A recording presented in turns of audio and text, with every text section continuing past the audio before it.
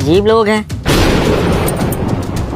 ज्योति, ये हमारा गार्ड इस तरह से पानी भरी हुई सड़क पे खाना क्यों खा रहा है?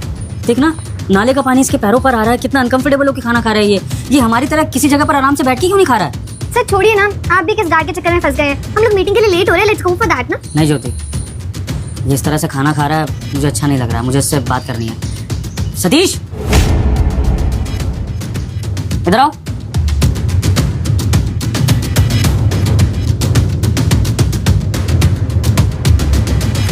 जी साहब, बुलाया आपने हमको। सतीश, ये तुम इस तरह नाले के पानी में बैठ के क्यों खाना खा रहे हो? हाँ, इस तरह से खाना खाया जाता है क्या? और ऊपर से वो स्कूटी वाला भी तुम्हें गंदा कर गया, गंदा पानी फेंक के। तुम कितना अनकंफर्टेबल होकर खाना खा रहे हो? तुम आराम से बैठकर किसी जगह पे खाना क्यों नहीं खाते हो? नहीं साहब, हमको कोनो दिक्कत नहीं है, वो ना हम यहाँ अच्छे हैं, अच्छे से खाना खा रहे थे, आपको चिंता करने की ज़रूरत नहीं है। नहीं सतीश, मुझे ये देखकर बिल्कुल अच्छा नहीं लग रहा है कि मेरी कंपनी का स्टाफ इस तरह से खाना खा रहा है। तुम इतनी मेहनत करते हो 2 टाइम अच्छी रोटी खाने के लिए, और अगर तुम ये रोटी अच्छे से नहीं खाओगे तो मुझे तो ये देखकर बुरा लगेगा ना। तुम एक काम करो, तुम ऑफिस में चलो और तुम मेरे कैबिन में चल के खाना खाओ आराम से, वहाँ तुम्हें कोई डिस्टर्ब भी नहीं करेगा। आओ। Sir, what are you saying?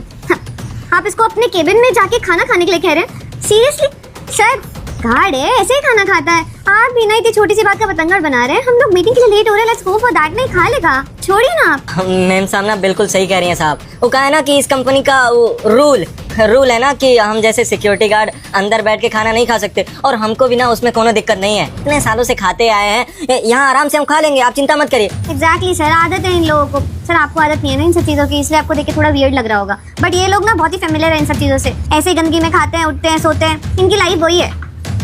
नहीं ज्योति, इनकी लाइफ ऐसी नहीं होनी चाहिए, क्योंकि ये मेरी कंपनी के लिए काम करते हैं, और जब अपनी कंपनी के लिए काम करते हुए मैं इतनी अच्छी लाइफ जीता हूँ, अच्छे से खाना खाता हूँ, अच्छे से ट्रैवल करता हूँ, तो फिर मेरी कंपनी का स्टाफ इस तरह से सफ़र क्यों करे?